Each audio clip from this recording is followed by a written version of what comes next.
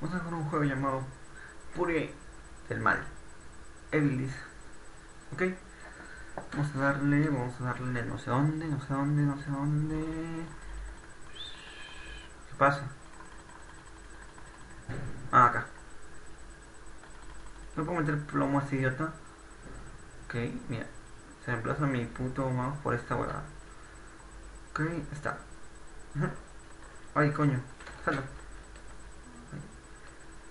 Muere, puto, muere.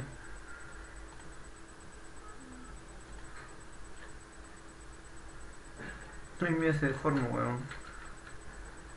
Ay, coño. Ay, coño, de madre. Ay, huevón, muere, muere, muere. No seas puta, muere, muere. Salto yo, carajo, así salto yo.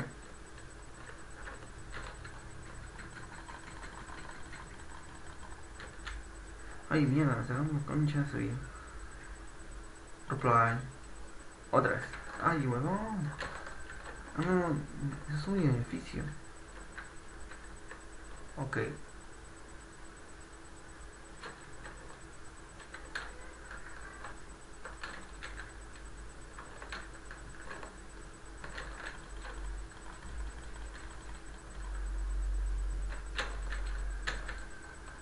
Ay, coño.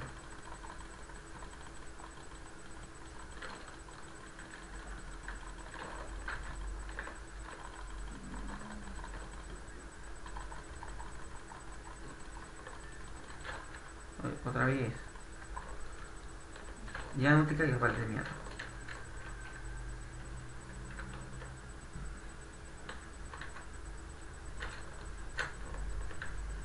Creo que está huevón.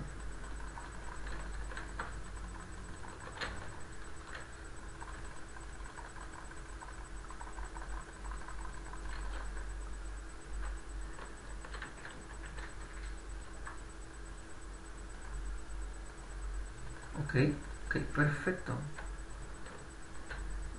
Hay un huevón arriba, ya sé. Ey, coño la madre.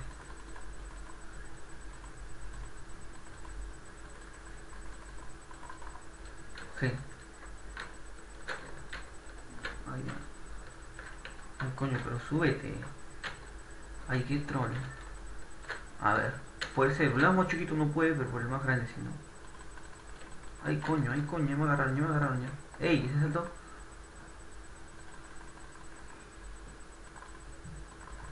Y puta madre, lárgate de aquí, niña puta. Me aburrí.